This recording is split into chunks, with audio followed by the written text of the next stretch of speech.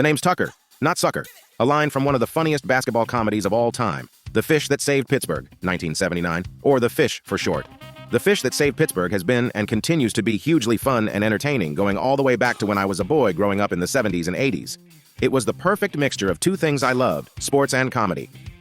The premise was simple. A struggling pro basketball team got rid of all its players except for the star, played by Julius Erving, aka Dr. J, and they brought in a squad of new players, all of whom had the zodiac sign of Pisces, the same sun sign of Dr. J's Moses character in the film. The illogical screwball strategy for success was dreamt up by a kid, the team ball boy, played by a young James Bond III, not that James Bond.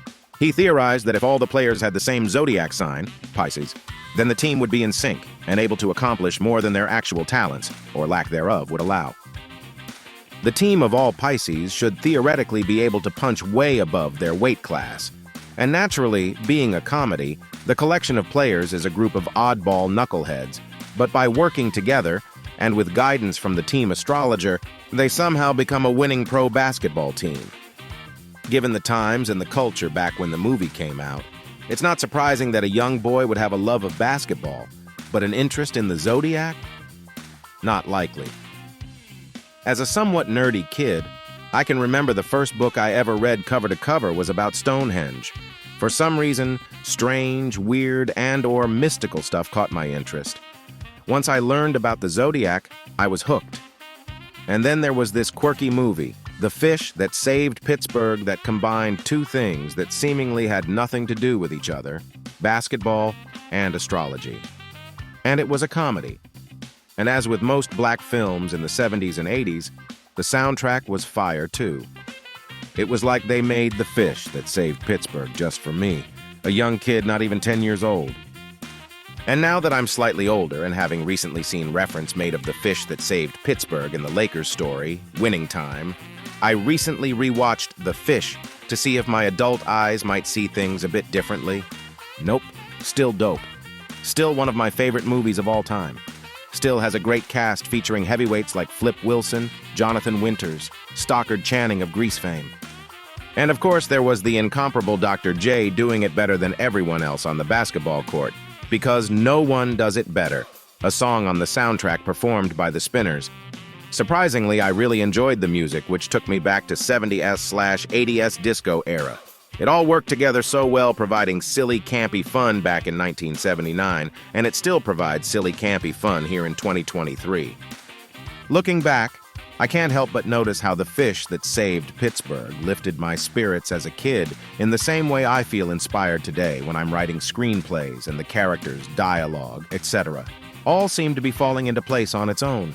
How could this fun yet silly movie have made such a strong impression on me?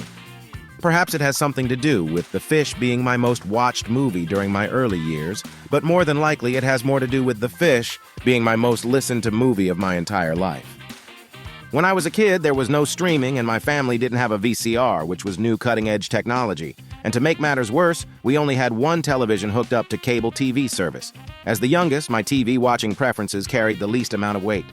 I could only catch glimpses of screen time when my two older sisters were busy in Barbie Land and my mother and father were busy with work. So, the chances of me getting to watch what I wanted to watch were slim to none. The only times I got to watch what I wanted is when me and my older sisters all wanted to watch the same thing. Enter The Fish That Saved Pittsburgh. Luckily, my sisters had crushes on Paul Mooney's twin sons, who played twin brothers in the movie. My sisters and I watched The Fish nearly every time it came on. I idolized Dr. J and dug astrology, and they got to look at the Mooney twins. This worked out fine until my father always seemed to pop up every time our movie came on, and he'd take over the TV, telling us we'd already seen the movie 1,000,000 times. As I mentioned, there was no streaming, and we had no VCR. The only way to watch The Fish was to catch it when it was broadcast, which was increasingly more difficult, until I came up with a plan so that I could see The Fish anytime I wanted. Back then, we had cassette tape recorders. We didn't download songs. We recorded our music from the radio, which took a certain amount of skill and timing. I decided I would record the entire movie onto an audio cassette so I could listen anytime I wanted. My older sister helped me prep the tapes and set up the recorder close to the TV speaker. I ended up with a near-perfect recording of the entire movie. I listened to The Fish all the time, over and over. I'd even fall asleep listening to it. I knew every line of dialogue, every sound effect, every song. Somewhere along the way, something happened. I was no longer listening to The Fish. I was seeing the movie in my head every time I played the tapes. It's like my young brain was imprinted with a mechanism for turning audio, words, sounds, music, into visuals, and it's been that way ever since. To this day, whenever I hear good music, I see images and sometimes even an entire story. I emphasize good music because that's how I evaluate songs. If I don't see anything when I listen, then the song is trash. It's strange how some things from childhood stick with you your whole life. Although I did forget a few lines of dialogue over the years, I still remember most of it, and especially my favorite lines. Like white on rice, like cold on ice, like stank on You get the picture.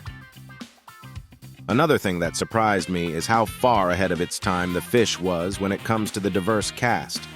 I see TV shows and movies today struggling to include representation in an organic way. They try to include everyone, but it often feels forced, like the narrative suddenly stops in order to take a diversity detour. Not so with The Fish. Anyone who wants to see diversity done right, where diverse characters all have their chance to shine as they contribute to the singular narrative, check out The Fish That Saved Pittsburgh. But keep in mind the movie was released in 1979, way before the Me Too era. After all my years of studying story, drama, writing, and filmmaking, I'm impressed at how structurally sound The Fish actually is, even by today's standards. The story has a clean, clear-cut, singular goal, which makes it fit well within the StoryRay way. More on that in future posts. This movie did something that few current films are able to do. It makes me feel something.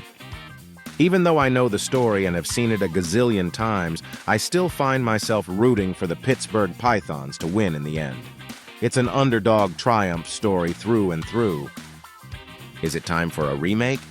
If it were up to me, I'd set the remake in a more vibrant city like Atlanta. And in keeping with the alliteration theme, I'd change the name of the team from the Pittsburgh Pythons to something like the Atlanta Aquarians. Yes, we need to change the focus from Pisces to Aquarius because it only makes sense to upgrade the remake. Nothing against Pisces. My moon is in Pisces, which is probably why many of my good friends have been fishes over the years.